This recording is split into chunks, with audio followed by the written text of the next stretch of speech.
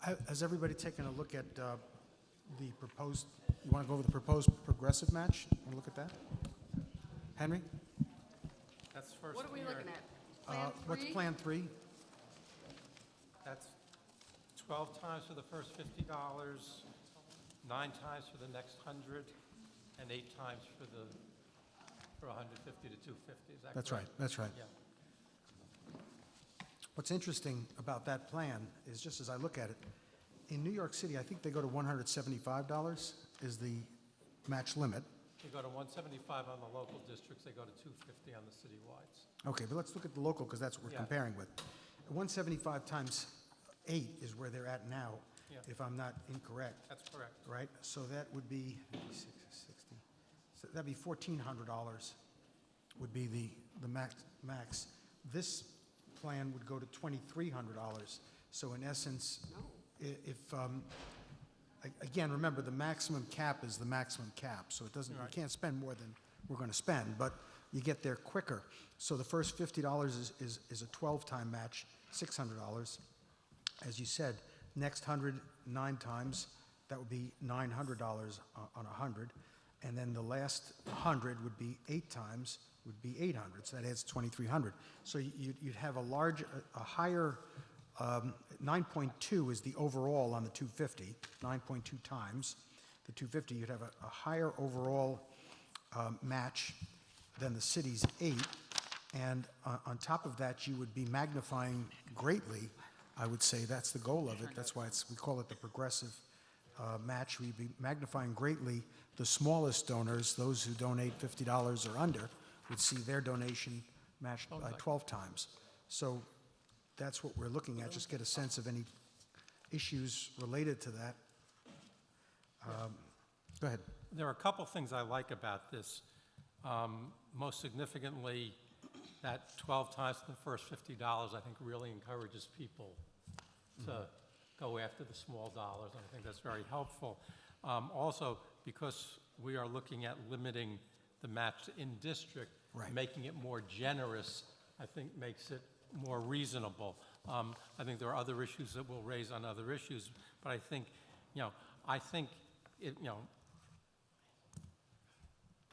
I think this does what we want it to do and what we talked about wanting it to do from the very beginning.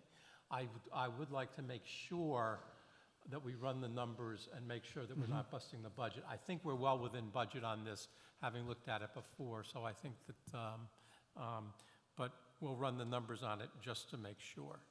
Yeah, Question. Sure. 2 meetings ago, it was requested that you provide an outline of what you plan to talk about at these meetings. I was wondering if there were copies. I can give you a copy. I do have one, but I was wondering, in lieu of copies for the rest of everyone, would you mind maybe practicing your conversation so we understand what you're talking about? Okay, so in other words, I think right now we are talking about proposed progressive match, Plan 3. And, Which is what I described. right, that's what At the they beginning of described. the conversation. Yeah, yeah, I think that the challenge on the in-district, which is a legitimate challenge, is how does a candidate raise the money, first off, to reach the threshold, and then secondarily, how do they ever raise the money to reach the overall cap so they can get the maximization of the, of the program? And so I think that by having this kind of a multiple, which is 50% greater than most of the groups have asked for, I know that was a minimum. They wanted a minimum of 6 to 1. I'm not suggesting they said that was a firm, but going 9.2 to 1, will magnify in district. Just to give you an idea, when you compare the city council maximum of $1,400, that's the 175 times 8, versus this proposal, 250 times 9.2, 2,300, remembering that it's in district, you have an additional $900 that you're getting in public monies from the maximum matching of the maximum contribution. And the in our other piece situation. we have to be sensitive to, and I think overall at the moment we deal with it, is we have to make sure that candidates can raise enough money to run competitive races, even if there are non-participants. And we have to look at this in conjunction with what the contribution limits are, so that for an assembly district, for example, they're not just limited to raising $250. They have a per race cap of 2,000, a non-participating only has a cap of 3,500. So between the 2,000 and matching funds, they really are on pretty close to equal footing, I think. And in fact, in some cases, if a participant really concentrates on the smaller contributions, they're probably in better shape They are in better shape because, than a non-participating candidate. And I think that carries through for the Senate, where a participant's maximum contribution is 4,000, the non-participant is only 6,000. So, I mean, you know, you add in the matching funds they're going to get on the first $250, I think we've created a balance there. You know, as someone who has advised candidates in the past, I look at this and say, there doesn't seem to be a lot of downside for you for not participating.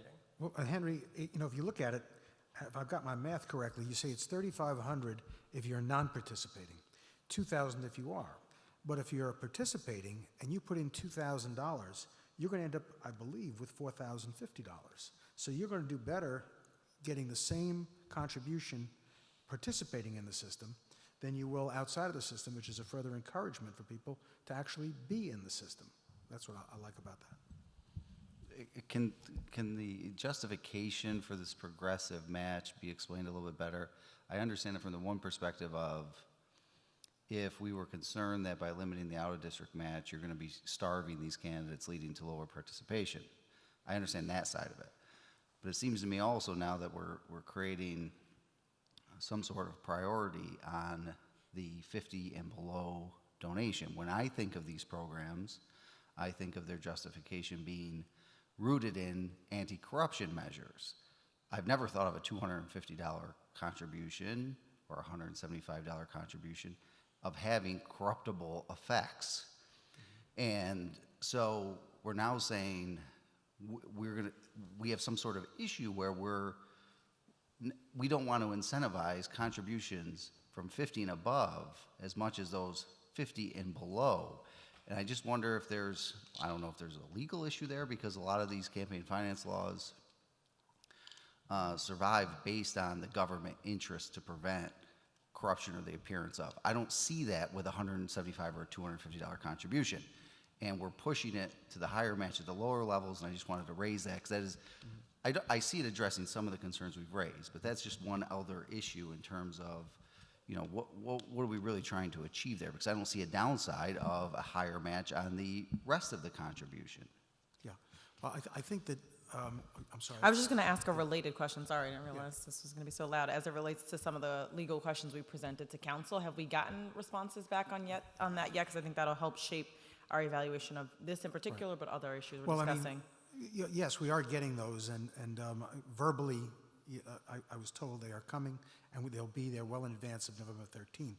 But I didn't think we needed them in writing before this meeting, because we weren't going to be taking up those things. But on this issue, just so you do know, this type of system is used in Montgomery County, Maryland. Has it been And challenged? I don't know, but it exists. So if it was challenged, it survived. And David, you know, you may not read the New York Post, but every $250 contribution is somehow perceived to be influencing corruption. And the standard that the Supreme Court set was corruption or perception of corruption. Yeah. And the press is what's creating perceptions as much as anything else. But, you know, one of our goals, and I think one of our mandates, was to encourage small dollar contributions. And this is a way of doing it. There's a rational basis for this, and I think that's the constitutional test.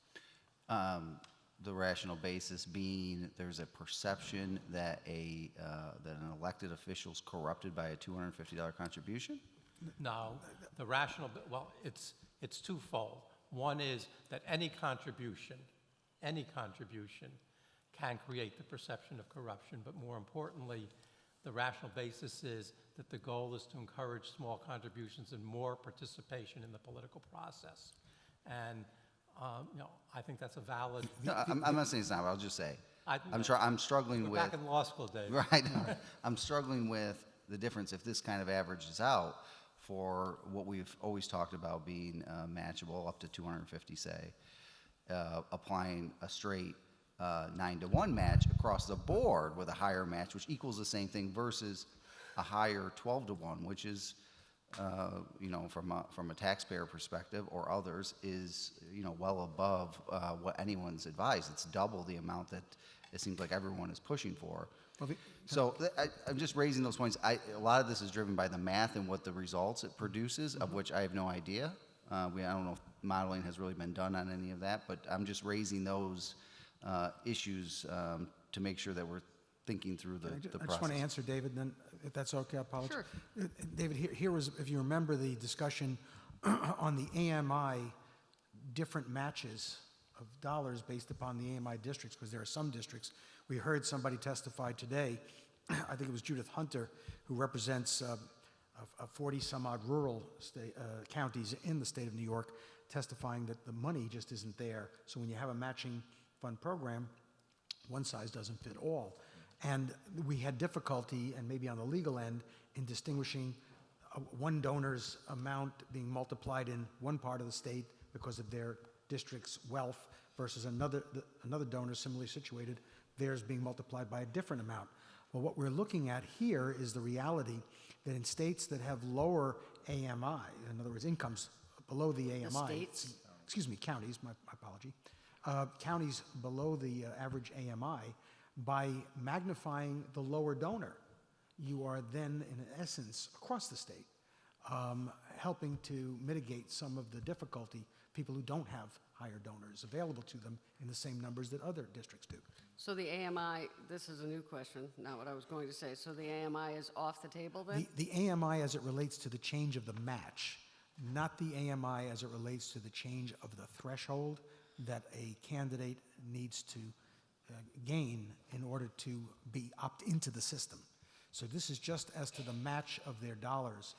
There were two elements previously, you remember. Okay, so I understand if we're decided, whether we are or not, about out-of-district matches not being matched. And I do think that this would help allow the candidates in the program to meet the thresholds and pull down from the pool of money. Now, based upon the testimony that we've heard, though, about incumbency and donor lists and networking, wouldn't this further enhance an incumbent in an unequal way to a challenger? I don't think so. Look, let me start from my premise, which is that Just based upon what we heard, it's just a right, question, yeah, right? no, but the entire electoral system creates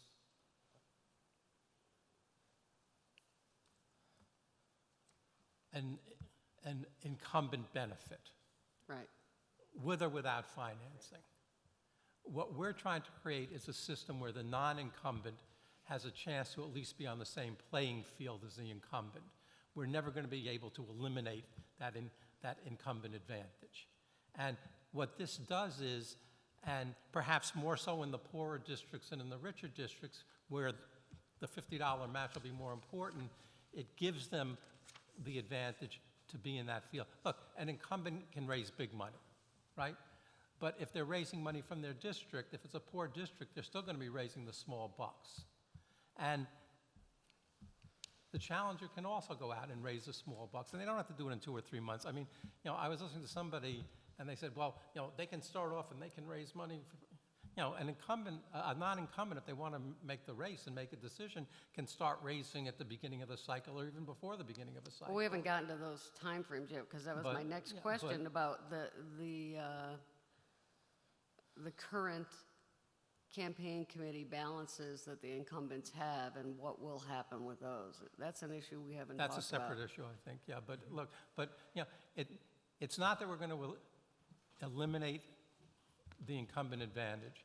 We're going to enable the challenger to raise enough money to be, on the same field, and that's all I think that's all we can do, and we're trying to do it in the most significant way we can. I think this program benefits the challenger in this sense.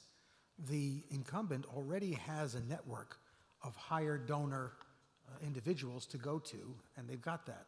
Here, you allow the challenger even to find $50 donors, $20 donors. You get a $20 donor, you're going to get 12 times, you're going to get $240 right there.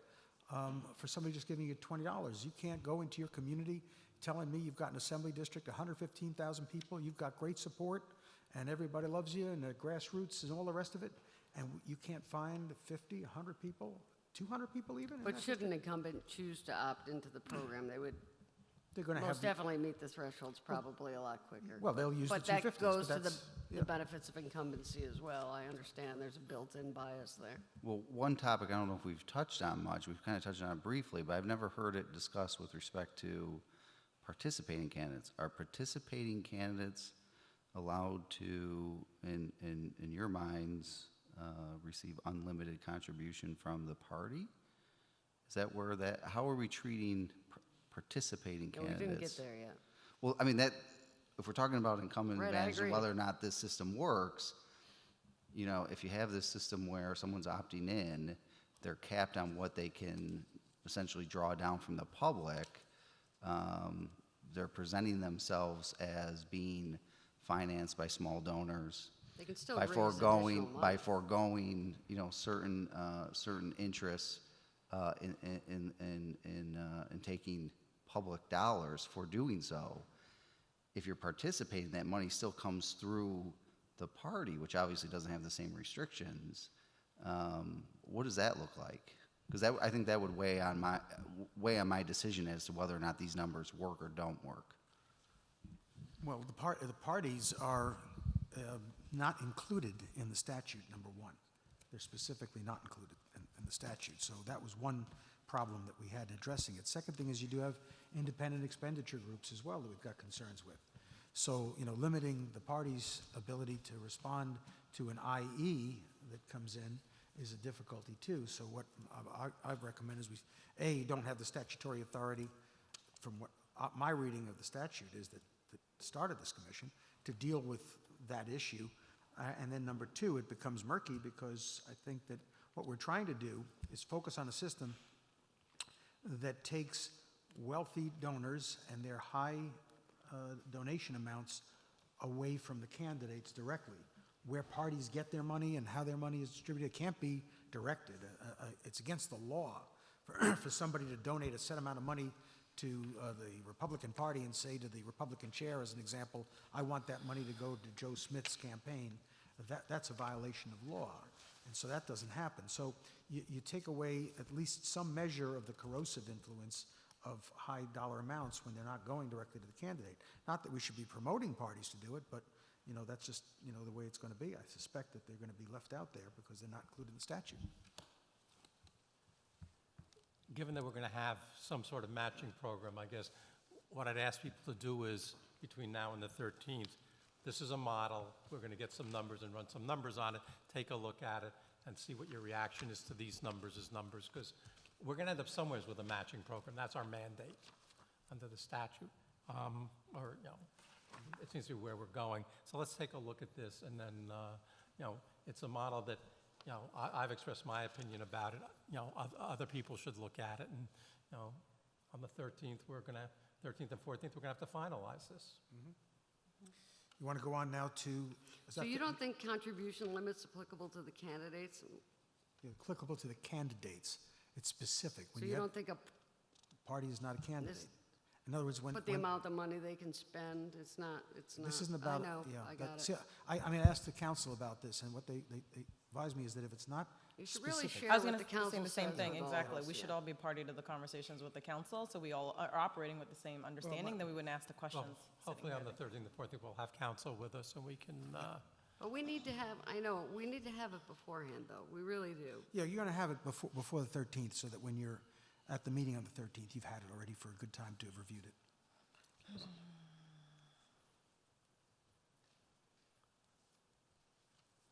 on the next item, which is the, The contribution limits, I mean, to me, I'm looking at the same language you are, Kim, contribution limits applicable to candidates participating in the program. Isn't it a contribution on what you can accept from a party still seems like a relevant consideration there? except that the law defines what a party does as a transfer, not a contribution. I mean, you know, they make some very clear distinctions. I think we have to be careful about it. Yeah, We don't want to run into the problems that I think we should wait on council, because to purport that we can't do it based on council, if that's not necessarily case, or if it's a little more nuanced than that, I think we should just wait to get that opinion before we discuss it And then the further. question is whether we should. And then get into the question of whether you should, but if you're hanging your hat on that argument, then some other issues that people may Sometimes feel we are have such a difficult. narrow reading of this statute, Right, and that's why- sometimes it's very broad. Huh. We're still worried about what happened with the pay commission decision, and, you know, they sort of read. Yeah, I read that one. And is the council who's advising us on this McGuire or Creelan? Or both? I think both, they're working together. Got it. And But- Creelan will be at our meetings on the 13th and 14th, because we I haven't believe met him that's yet. right, yeah. I didn't think Creelan Yeah, had I the didn't authority to think- make those, Right. I So- don't know the answer. When we asked about their roles the last time, we were told that Mr. Creelan was just the bill drafter. Yeah. So I said, why not use legislative bill drafting? And that's why Mr. McGuire was going to be the legal counsel for the specific issues. But I think, remember during the discussion about the council, if you recollect, we were talking about the fact that why aren't they a team? Why don't they work together? And that was something that did come up. So that's where I think that came from. I think it was settled that McGuire was counsel, he was bill drafting. Of course, they have to work together in terms of, They got to work together. they got to work together, but in terms of where we're getting advisement, Like legal counsel, advice, yep. it was McGuire only was authorized to do that, so I think it's important we hear from Mr. McGuire as to some of these legal issues.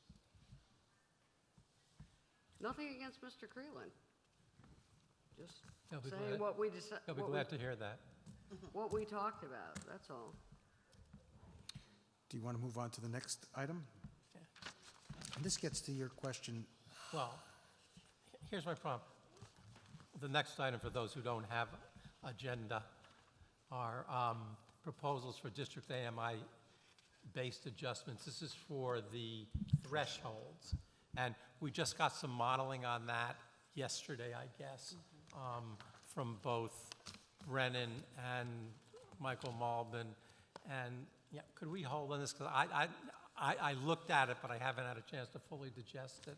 I don't know if others have, and if we can hold on this. Can they, since they're here, at least Yeah. explain it to us? I think to the extent that we are beginning a process, it would be helpful to hear that. Yeah, I'm happy to do that. And also, I just want to go to, you will all have in your inboxes, notify you that we slightly modified what we sent you during the hearing today.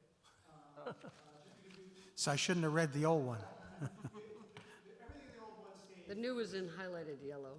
What's that? The new items are in highlighted Oh, yellow. good. So we just wanted to make clear because we really addressed what should be a uniform threshold, but we wanted to make clear that if you were going to stick to the AMI idea, that we had concerns about where the thresholds are now, and we explained that. And I'll just say very simply, what we were looking at is we looked at New York City, and we looked at what candidates were raising over the full 4-year period in district to give us a sense of what candidates might be able to raise during the qualifying threshold period. As you all say, maybe you'll be able to change behaviors, and you'll do more during that qualifying period than you normally would, because that's the intention. We thought that looking over the full 4-year period for city council candidates to see what they're raising in district would be a good, and this is different than Michael Malvin's methodology, although we ended up in the same place. But that would be a good way of judging what somebody would be able to raise in the district. And we looked at all income levels per the suggestion that Jay initially gave. And what else should I say about the analysis? How do you model, What's that? how do you model the impact, you know, of how this kind of law, 12-to-1 match for $50, changes the way people raise money? You know, the in-district effect of doing that. You know, it, We don't, because this is for the qualifying period, right? So this is what somebody's trying to get before anything is matched. yeah. But in terms of qualifying, at this point, for example, with the city council, they don't have the same motivation to do the in-district fundraising. This model really forces them to concentrate on in-district fundraising and encourages them to do so with these higher matches for the in-district money. Is there, is there experiential modeling, or are we dealing with theoretical modeling on that? I'm not sure how you would do what you suggest. So, I mean, we use the data that we have, and I think it's a reasonable approximation to look at what somebody can raise over a 4-year period. Presumably, they're going to raise more in that 4-year period than they would during the qualifying period, so that's our attempt to get at that. We should say the other thing that we did was we looked at whether the incumbents would qualify and the top fundraising challenger. So we understand that many on the commission have concerns about maybe it's too easy to qualify, but we felt at the very least, again, if you're looking at the 4-year period over which somebody's collecting small donations, that at the very least, the top challenger. And these are only two. These are only 2-year districts. What's that? The Assembly and the Senate are only 2-year. Right. Now, let me ask, am I correct in the reporting that only 69% of city council candidates qualified? That was, I read that in one of the reports. Okay, so there is about a third that don't qualify anyway. Here's where I'm struggling, and I'll say it to the commission and for the record, so let's give them some fun. Because they always like having some fun when I say something. But here's what I'm struggling with, okay? And I'm reading the modeling, and I read it, and I respect it. And I read the estimate that 1.5% of the people will participate based on what we saw, and even if 3 times many. But here's where I have difficulty, and it's been voiced to me that, like the Assembly, let's just focus on the Assembly for a moment. The Assembly threshold is $7,500, has to be collected from 75 people in district. Now, on the easiest part of the math, that's 100 people giving $75. And then there are varieties of iterations of that.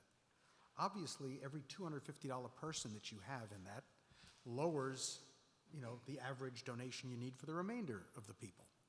And so what I'm struggling with, and I'm someone who comes from an environment where I do small donor fundraising, albeit on the North Shore of Long Island and on South Shore of Long Island too, which is not always wealthy, and for candidates, the rest, and I do campaign fundraising. And I'm looking at this thing, and I'm not seeing, again, I'm not talking about the districts with the lower AMI, because there I think we should bring the threshold down. I'm looking at it for districts on Long Island for the most part, barring 1 or 2 districts on Long Island, Westchester County, even some areas in Rockland, some areas in the city of New York, frankly, and other areas that are wealthier throughout the state. And I'm saying, really, how tough is it for someone to find in one of these districts 20 people, have a house party with 20 of your friends to give $250? You got 5,000 right there.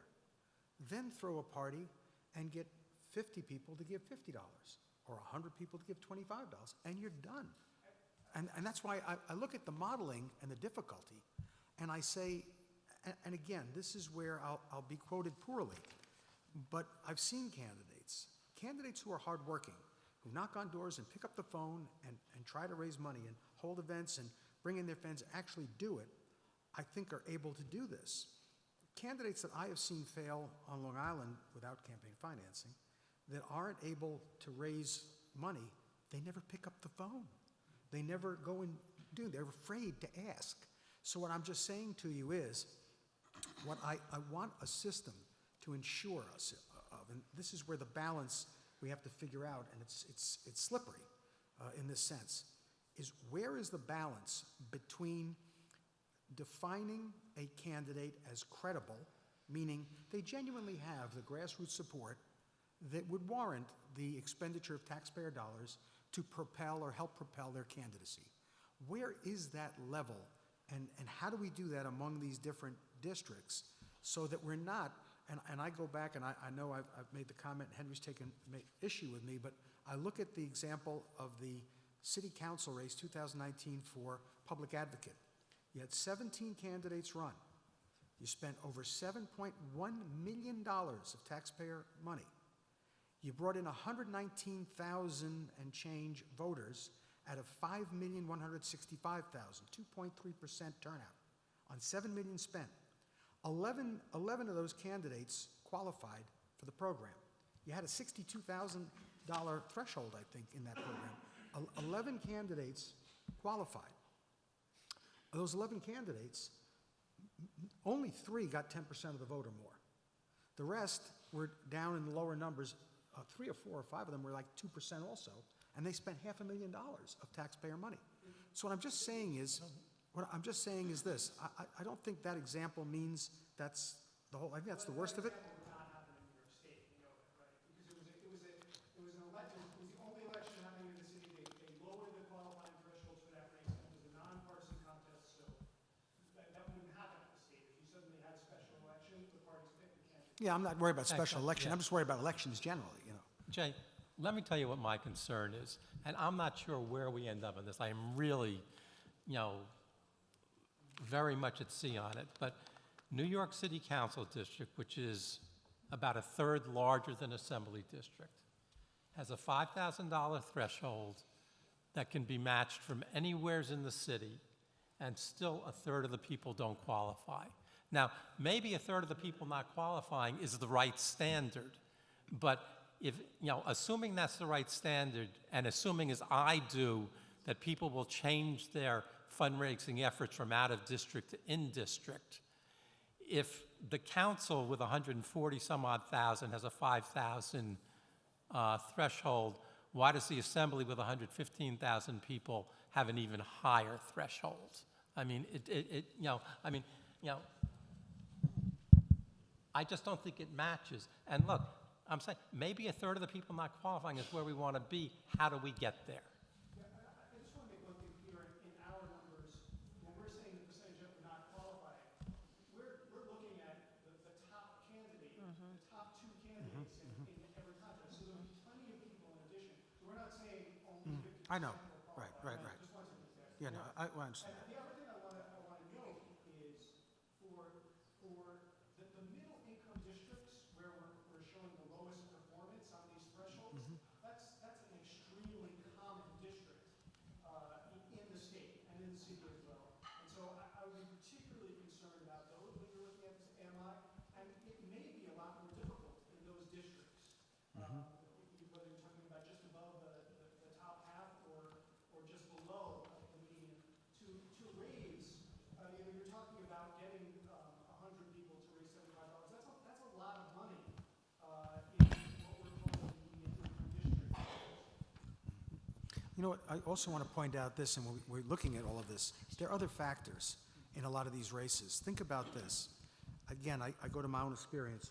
So, we had Dean Skelos as an example, who was the state senator before he ran into trouble, and he was extraordinarily popular. You could never get a candidate running on the Democratic line to raise any substantial money against Dean Skelos, because there never was a scintilla of a possibility that they could win. So what held them back was the vast popularity, and we have that on the Democratic side too. You just have some very popular people, and you have some very popular Democrats in Democratic areas, and that's why nobody's giving them any money, and that may have nothing to do with whatever the thresholds are that we put in here. So that's a factor that you have to think about as well when we look at what percentage. I don't know those city council races well enough, and I don't know the districts that they are and the candidates, so as to get a real in-depth analysis of what happened there in those circumstances. But I think that has to frame in some fashion all of our consideration, again, to get to that right level of credibility. I think part of the challenge we face as a commission, and you can hear it in the testimony of the many different people we've heard from, is I don't think any of us would say that our system is perfect with campaign financing or without it. And so to me, I think we have to start thinking about what our goals are in terms of what we intend to accomplish. So for me, for example, we were not going to change independent expenditures. I personally hate them. I would love to get rid of it, but that's not happening for many reasons we all know that have nothing to do with anybody in this room. So, and then from there, it's a little bit of a cascading problem. So to combat IEs, you have parties on some level. I know that's not exactly right, and I'm generalizing. But to me, this is about encouraging small donors and encouraging people who can qualify to run. And, we're not going to fix all the things that maybe if we had a magic wand and a pen and we weren't a democracy, we didn't have a constitution, and we didn't have a Supreme Court, perhaps we could.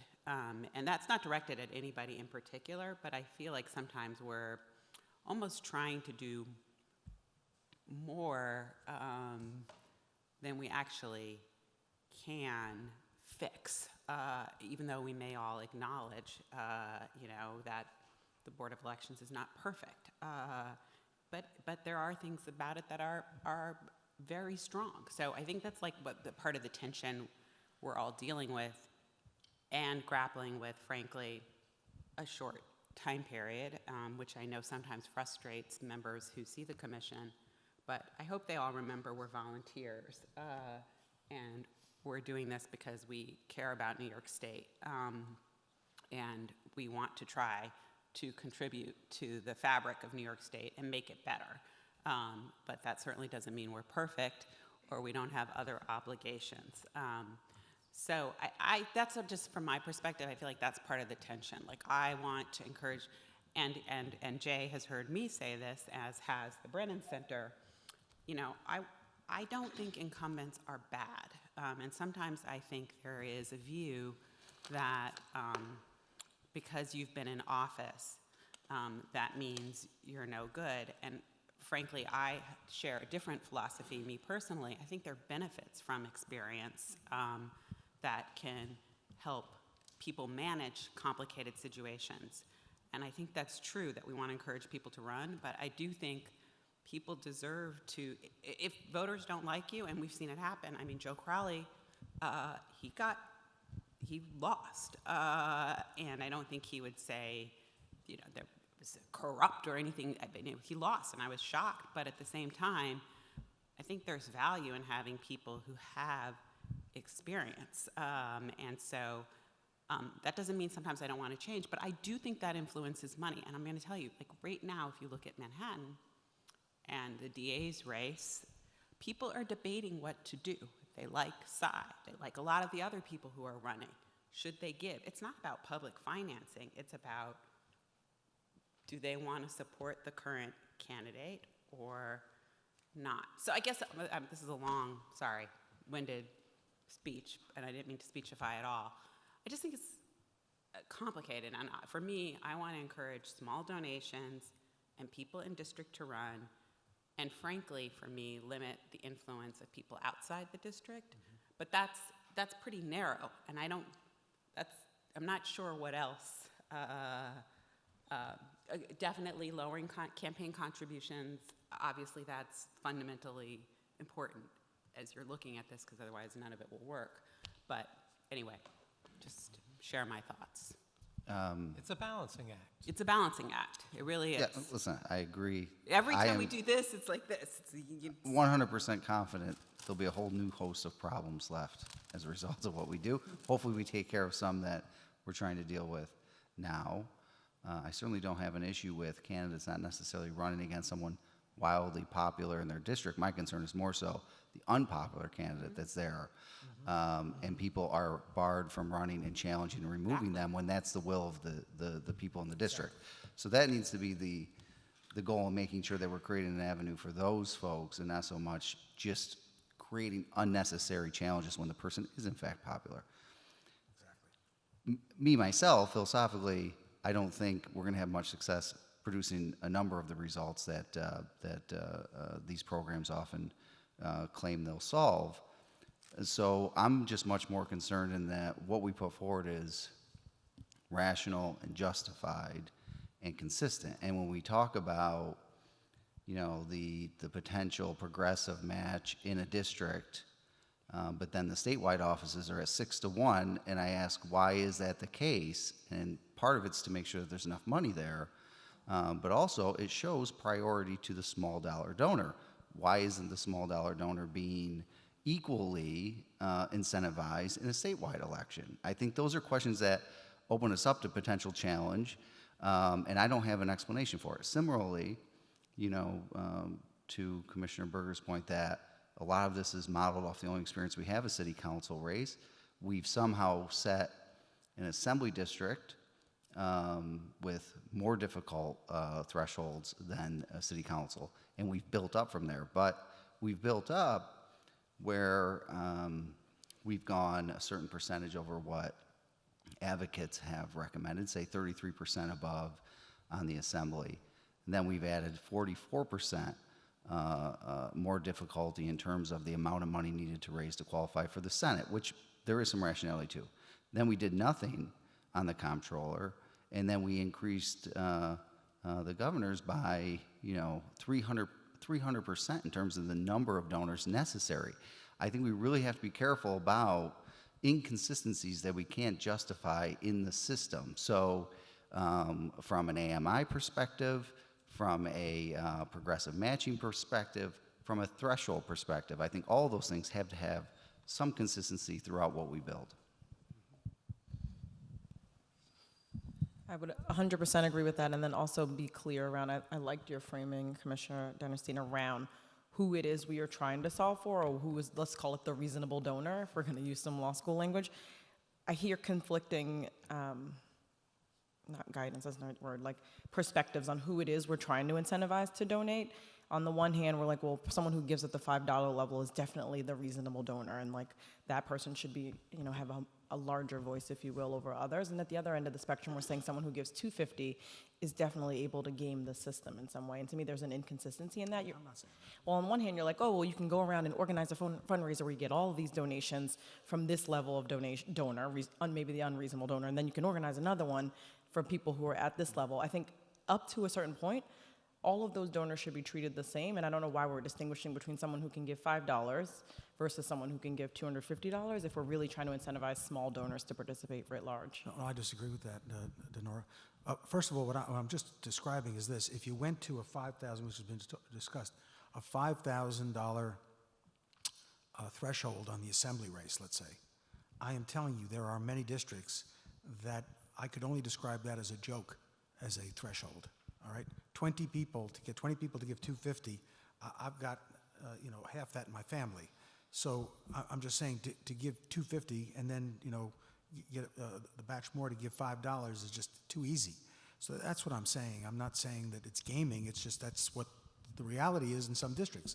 Whereas if you go to some other districts, you can't find 20 people to give $250 because the district can't afford that. The people in Some districts. districts it's going to be easier to qualify Right. in than others. We But that- recognize but that that, is- and we're trying to create a balance. But once again, But we're I'm going Wait, back to the Denora's other point. If I'm reading you correctly, then what you're saying is you're not favoring the progressive match where a $50 donor gets a 12-time multiple, where the $250 only averages out to 9. You feel that everybody should just be 9, let's say. But I feel that what that does is it compensates for districts that your collections are going to be in smaller increments because the district does not have the income, whereas I will guarantee you that in a district like on Long Island or in other areas, Upper West Side, most of the threshold will be made in the $250 because they have the ability to do it. That's why I think that the magnification of the voices of the lower income person is something that I think is more progressive. That's all. From my perspective, having not studied the Montgomery system, it's just, I want to make sure it's going to have the intended outcome, right? And that we're not instead creating a system that doesn't work and doesn't incentivize anybody to participate, which to me seems like would be, having traveled the great state of New York, which I've enjoyed, and heard from New Yorkers, I think would be the biggest travesty of our efforts is if people don't actually think it's a system that works and incentivizes them to participate. Yeah, I would have to say that people, particularly in communities that have a lower income, are going to be very happy with a 12-to-1 match on their low donations. I don't see why that would be a travesty. I don't see why people would be upset with that. I think if they're not able to then actually, fine, they can get to the threshold, but they can't actually run a viable campaign because they're not raising enough money overall, it's still not having the intended effect. And so I think that's something that we have to caution against when we're thinking about the system in its totality and not just an isolated piece of it that sounds. We're not going to be able to create candidacies where there's no significant viable support to begin with. I mean, that's not going to happen. Man, Blair Horner wasn't here when his name was called from NYPERG, and I'm just wondering, has he got something pertinent to add that he would have told us if he had been here when we called his name? We're still on camera, Blair. I submitted my written testimony. It was more focused on the non-public financing and the need for lower limits, and I refer to the Moreland Commission, 1980s, and a pay-to-play provision. New York City has one. I thought New Jersey's state law, to try to scale it up, would be an appropriate law to look at in terms of a way to deal with the pay-to-play stuff, given that we're in Buffalo. And in terms of my sort of overall point was to, as an unelected body that's making decisions about law, if this was an agency, you would be following the State Administrative Procedures Act. There would be a whole public process to comment on your recommendations, and I was urging in the written testimony that you make available any analysis you looked at in terms of the Montgomery County law, which has been in effect only a few years, whereas the New York City law has been in effect for decades. And it sounds to me to be pretty complicated. So again, I don't know what analysis you looked at when you took your vote. I'd love to see it. So that was the Cliff Notes version. But thank you, Henry. And he submitted a copy of that, you submitted a copy of that testimony? Okay. Can I just raise, it's been kicked around a few times in terms of pay-to-play stuff. Pay-to-play stuff, in my mind, occurs after someone's elected. Additionally, pay-to-play, I think, would be codified in areas outside the election law. I think pay-to-play stuff, although a laudable goal for the legislature to deal with, I don't know how we have the ability to get into areas that may require changes to public officers law or other areas of the law that are outside the election law. So although I certainly agree that there's certain things that should be done, I don't know if it's with. Just to keep us on track, we have a half hour.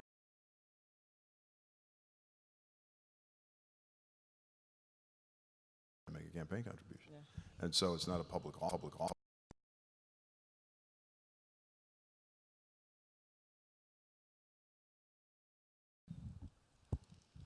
That would be great if it's something that council could also look at, whether we can, in any way, given our statutory mandate, look at things outside of the public officers law, to Commissioner Pravitz's point, because I think it's a relevant consideration, and I'm on the record of being supportive of pay-to-play restrictions, but if it's something, whether or not it's something we can do is a valid question as we consider this.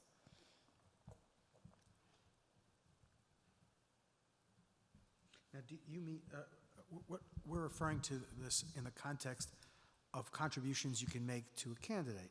And I think that's on our agenda to look at that. I think that absolutely we've got to take a look at, doing business with and things like that nature. I think, Henry, didn't you hand out something on that? Yeah. No, I didn't do pay-to-play, but I'll pull that out of the city, out of the city law and make sure. I think that those measures also have corresponding consequences for the entity or individual doing business with the state. It's not just a contribution violation.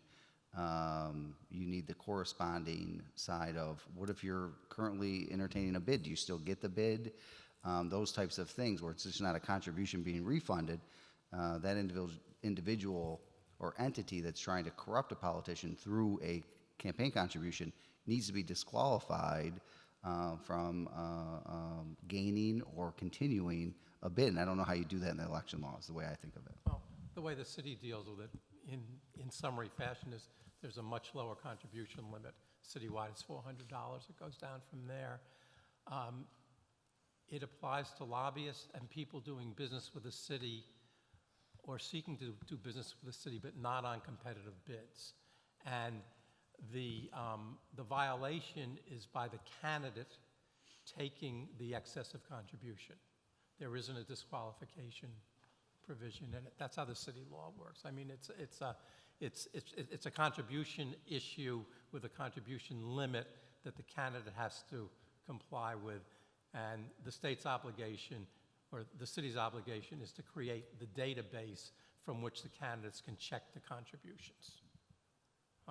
So it's really a contribution limit issue, which I think, pretty arguably falls within our purview. Whether we want to deal with it or not is, whether we can and whether we should are two different issues.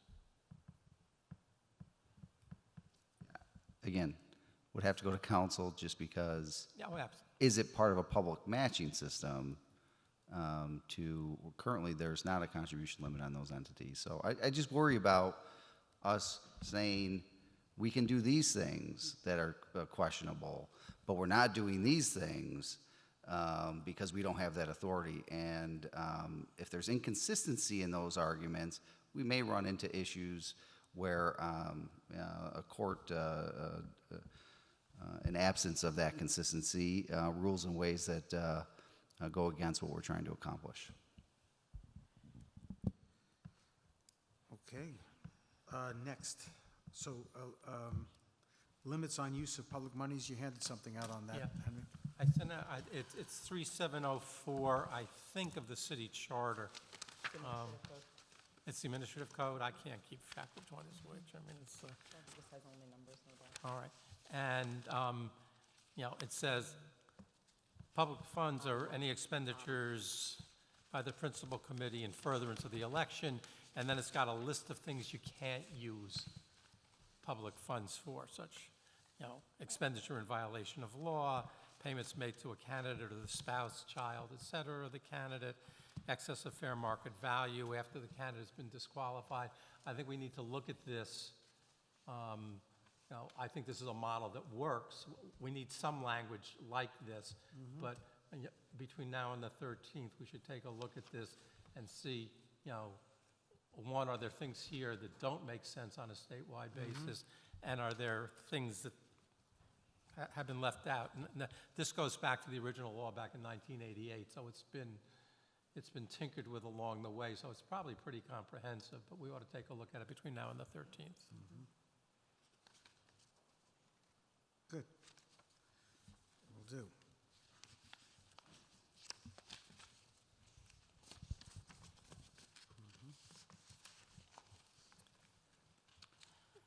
Then the next thing was how to deal with small primaries, which in the city law is defined as, in which the number of persons eligible to vote is fewer than 1,000. And it just says in those public funds, you can't receive public funds in excess of $5,000.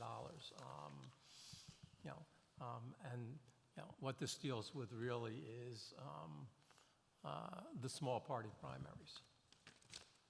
And there have been a number of them over the years. And they will certainly come up in the context of assembly and Senate races where there are contested small party primaries. So take a look at this and, So you're suggesting that if there's a small party primary, let's say, a conservative party, He's No. saying small party to small party. small party where 1,000 votes where is there are all 1,000 eligible voters. eligible voters. So it may not be the conservative party. They may Right, have it more wouldn't be than the 1,000 conservative party. in a district, but, there are Green Party primaries Green, and, right. whatever. It's just, we're not going to give $175,000 in an assembly race where there are 800 voters. Right. I mean, so that deals with this. The question is what the cutoff is and what the numbers are, but it's certainly something we have to be aware of.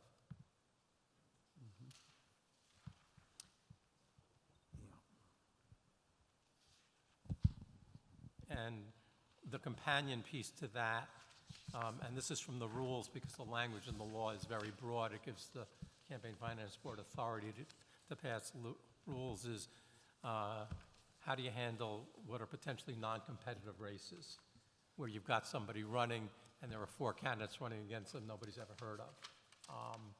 And so what this essentially sets up is if there's a primary, a candidate's entitled to 25% of the maximum, up to 25% of the maximum matching funds unless they certify by some fairly objective standards that it's a real primary.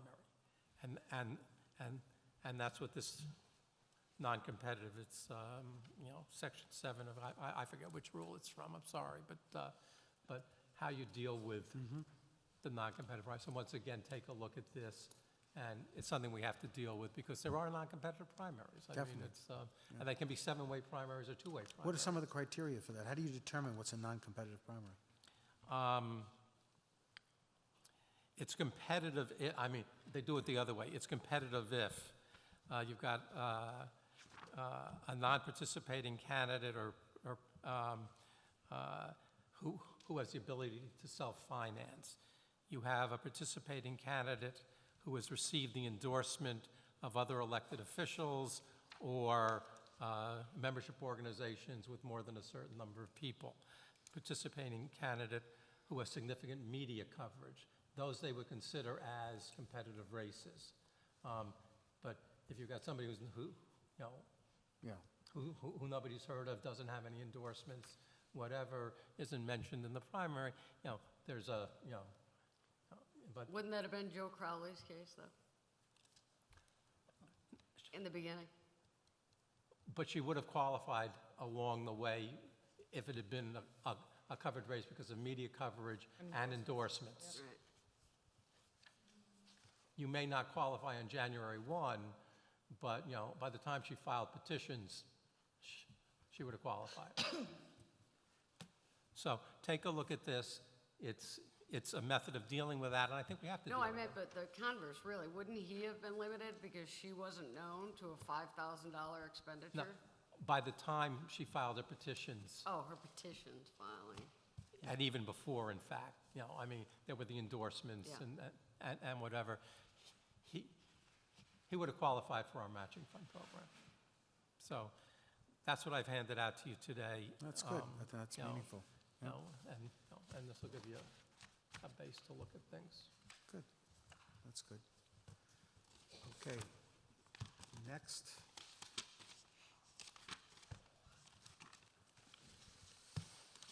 All right. What are we doing with treatment of corporations, LLCs, PACs, unions? Saving it for the next day, maybe. Yeah, I think. You don't Can I think we just can get this make done in one- 10 minutes? Can I make one comment on this? I mean, look, there's None of them should be you know, matched. Oh, this is- matching. No. This is the difference between can we or should we. The election law deals with those entities now. And there are limits on what corporations and LLCs can give. There are, whatever. We're setting up a contribution limit system. These entities ought to work within the current, I think, within the current election law and the system we set up. We don't have any intention for them to be matched. No. No. I think what we said early on were matchable contributions were contributions given by individuals. Individuals, only individuals. Would you have I- said that 6 months ago or before the LLC loophole was changed? Absolutely, absolutely, because that's the way the city's been dealing with it, and they've dealt with it successfully. They've dealt with it how? How's the city deal with it? Only individual contributions match. And they treat unions as individuals? No. Oh, no, not on the matching issue. I thought you were talking about on the No, other side of no. it. The union is an entity. The union can make contributions up to the contribution limit, but it's not matchable. And it's not about the threshold or And- anything like that. Under the city law, unlike the state law, corporations and LLCs cannot make contributions. But under our state law, they can, but there's a limit. A corporation has a $5,000 a year aggregate limit. An LLC, as an entity, has a $5,000, Has no and in limit. addition to which, it's attributed to each of the individuals. There's no entity limit for the LLCs as it's written, but I understand your point there. So, It's meant to be, the whole argument at the state level is we only have, up until the LLC added to the corporate side of it, you only had an individual limit. And then you have the corporate limit, and the fight has been, is an LLC more of a corporation or an individual? yeah. And the point that I've raised throughout these, as you know, is federal law treats them all the same. I don't really have a justification of why a union is more like an individual than it is a corporation. And I worry about the perception of having a system where the only special interest money left, the only big money left in the system is coming from one source. And I also worry about it from the perspective of, our appointing authorities. They may be wanting to make a decision, pass legislation, sign a bill that is to the benefit of a union, but now they're going to take political heat for doing so because they've also received contributions from that union, and there's no real justification of why you wouldn't treat them all the same in that case. Well, it would matter too if a union was treated like, ABC Union is treated to one donation, but not the 38 offshoots of ABC Union in the various parts of the state. Yeah. Unions and PACs under state law are subject to the contribution limits. Big money is how we define big money. I mean, we're setting contribution limits. Unions and PACs would be subject to those contribution limits if we do nothing. I hear, And corporations and LLCs are subject to the limitations that exist, that are in the law. Okay, listen. it's double, but I hear Kim's point is that you have a union who's got a variety of different locals all over Right. the place. But that's kind of akin to some of these real estate companies that have all these different Well, LLCs. they shut them down, though. Yeah, well, the dilemma is that, they shut them down, but to the point, The entities can't give any more individually, like a corporation can. Every donation that an LLC gives is attributed to the a individual, person, to the person, yeah. to their personal limit. To the members, however many. And members until you there may get be. there, you can't make the filing. Unlike the corporation can give 5,000 as the entity, and then, the individuals can give up to the individual limit. Or partnerships can give up to 2,500 as the partnership before they're broken out over the schedules. Right. So- But unions have 352 locals. Can they all give the maximum individual limit? It- Just doesn't seem. Kim, it's not even when you put them into having, other unions. My concern is if a corporation is capped at $5,000, that's all the money spread across But I would all even take elected, the but one. wait, just all elected offices. Same thing with an LLC. The union then can do that for every single member. And that's going to equal what? I mean, a huge sum of money. What do you mean the union can do it for every single member? A corporation gives $5,000 in the aggregate. Right? So either 5,000 to one candidate or spread across as many candidates as depending on the denomination. And the perception of union a has no union aggregate. has no aggregate. So Right. they're going to be giving that amount, and they have the means to do so, to every single elected official possibly. And that perception of, $1 million in contributions provided by a union versus $5,000 from a corporate side of it is so out of whack, it's going to look terrible. And you want to talk about perception of Because the source corruption. money is different. The union money is money given by each of its members, however hundreds or thousands of members it is. There's a different source of. Not for that particular purpose, though. And it I'm doesn't count just, towards their individual you're talking about, limits. you're talking about perception of corruption. You're talking about a $250 contribution from an individual raising eyebrows. I'm just putting it out there. I mean, you guys obviously have the votes to do whatever you deem necessary. I'm just raising. Unions may become the LLCs of tomorrow based on, our. Maybe you're right, although I respectfully disagree. But this isn't the only time these issues may be visited. I think that the legislature could change what we do. They can. Well, do shame on them then. Well, Kim, come If- on. if Kim, they- let me finish my point, Okay, please. but if they pass Wait, this no, law- let me Yeah. finish. I don't like to be interrupted. So the other thing I would say is there are a gazillion corporations in New York State. I really do not think that there are far more corporations than there are actually unions, and I just don't think they are synonymous one-for-ones. There are many companies that don't have unionized employees, which I just think is very, very different. For example, I mean, many people employ people in small businesses that are not unionized, and they're still subject to the $5,000 limit. So again, I get to this thing of like, what are we trying to accomplish? I want to encourage people to run for office. I really do. I want to encourage people to run for office, and I want to encourage people to feel like their donations matter if they cannot donate a high amount. And I don't mean $250, I mean like, if they cannot donate $1,000 or $500 or $400, so therefore they have no voice. To me, that's what I'm speaking for myself, obviously. It's one of the things I think that public financing can help with. I'm not sure it can address sort of what I would call actually philosophical differences. I respect your point of view, but I disagree with it philosophically. I think this discussion emphasizes why this is something we should leave the way the legislature has set it up so far, and, We've changed every other thing the legislature has set Yeah, up so far. yeah. We pick and choose. It's But- when 5 disagree, oh boy, we shouldn't rock the boat. That's not true at all. We haven't changed everything that has done. I mean, we're We're not creating a responsible whole- for early voting. Now Early voting is Now happening, and I'm who's- so excuse me, excited about it, but now that has who's nothing to do. interrupting who? I was Oh, in I the middle of a apologize. You're right. sentence. You're right. I was you're in the right, middle of a Kim. sentence. You're right. Fair. This whole thing is new. Everything we're doing is new. We're creating something new. Then we get to, should the parties be able to spend unlimited on a candidate? Oh, let's not touch that. I don't think we're authorized to do it. I didn't say Should that. I said unions we be should able to give it? Oh, I don't think we're authorized to do it. Let's end fusion voting. I mean, really? As some, Is that a motion?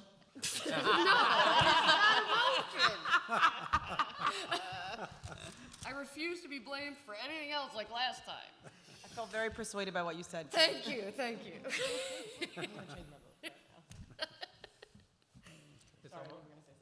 oh, I was just going to say, it's significant amounts of money we're talking about from a single source that I think has always been far greater than any corporate money in our system. Said we should say. And I'm just telling you, from someone on the other side of the LLC argument, have fun. it's 20 after 3. Do we want to just I start told on you we the should have subject, saved or that shall we? bullet for next week. You did say that. I did. I knew- second that. I knew where he was going and where I was gonna have to go. I second that motion. I second the motion to adjourn till when? The 13th. 13th Oh, of not November. next week. No, 13th of November. Was there? There was no motion to adjourn. No, there's no motion, you just made it. I'll make that motion. Okay, seconded by Mylan? Let's make a deal. Oh, that Now sounded, discussion. that sounded ridiculous. Well, I'll take that back. That anything we're gonna discuss at this next meeting, or any advice that anybody's gotten, we have 3 days ahead of time. Oh, that- Including but- an agenda, but can I- please. can I don't think we can say anything we discuss. This is why, and I don't mean this to be contrary. I mean, like Henry No, just, Sandow. I could be reacting to something you say, and it's not like we Right. didn't. No, I meant like handouts Anything that's and on the things. agenda has to reflect research and analysis we've been given at least. I was 3 gonna days. ask that, if we could have an agenda, 2 to 3 days beforehand, but also it's council watching, who's taking the things that we I have asked no for an opinion idea. from council Right. to council, Well, make we sure have that they to come Charlie's back. getting the stuff to them. Okay. But can I also make this statement, however, and I know I've been admonished about emails. Who admonishes you? About emails. But I don't know how to send out to people, other than calling everybody individually, what we're going to be discussing that next one, or what information I'd like to bring out, or what proposal I might have. I think you can send that it. I would send that. Now, here's what I ask, however. The New York Times did an article today that was based on an email that I sent to the 8 other members of the commission only, and our council. Somehow it got out. Now, again, I expect every email that I write at some point in time is going to get out, so I don't, I'm not too offended by it, but I'm just saying, it would benefit us greatly, because even in that, what I was asking council was about a particular scenario that I don't necessarily think at the end of the day is going to be where I'm going to be, but I wanted to know what, it was going to be about. But okay, now it created, I won't tell you what kind of storm, use your I know. imagination, okay? But quite a storm in the press. It just makes it hard to do my job, makes it hard for each of us to do our jobs, if we cannot distribute that information and keep everybody in the loop, which is what we're trying to do in that circumstance, if this is going to be the result. So be careful, everybody. I don't think anybody did it intentionally. I don't think it was done with malice. I just think we just have to be careful. And yes, everything is subject to freedom of information, and they should have it. at the appropriate time, but we're in a deliberative process. And quite candidly, I have been told that communications in the deliberative process are not immediately subject to the FOIL requirement. That's what I've been led to believe. So, I don't know. I'm not trying to be secretive. Otherwise, I'm just trying to communicate with the members of the commission in a way that I'm not surprising people at the end, like you're asking for, and I respect that, and I think you're 100% right. I learned a lesson from you on our first meeting, when I had given something out there, and you didn't have it in advance, and you're right. Coupling resolution. Yeah, that's right. So I'm just saying to you that let's just be mindful of that, and I just ask for that, your attention to that. Thank you. And advice of counsel is also not subject to FOIL. Right. Or to us, apparently.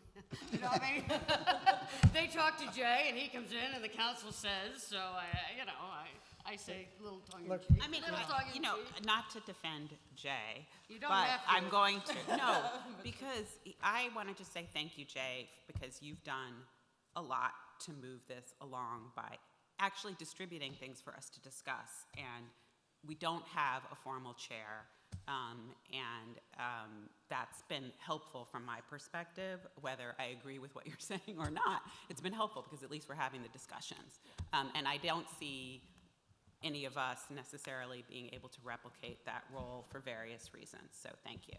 No, and again, anything I send, I'm not saying this is what the committee shall do. I always say it's subject to our review, what you want. I just think to move the ball, because we have a short period Next of time, time. they need to I gotta If keep. we have more time, then we can all weigh in on what else should be on the list, how do we, That's right, and I think if you have more time, it's not such a shock. So when you That's you fair. call up on a Monday for a Tuesday and you say, what do you think? Do you think this Or if you would get locked out of work? your email Or, and you have no Dave, idea. what do you think? Or we can't even get into our, this is the worst email It has to system be I've Jay, ever though. seen in my State life. Department, United States State Department's worse, I hear. But isn't it awful? You can't even find something that you have to go back and find Oh, on this thing. Okay, Okay. we're adjourned. Second, okay, so moved. all in favor? Say aye. Aye. Okay, goodbye. Thank you for a great meeting in Buffalo. Yes. Thank you for the Buffalo wing. Yeah.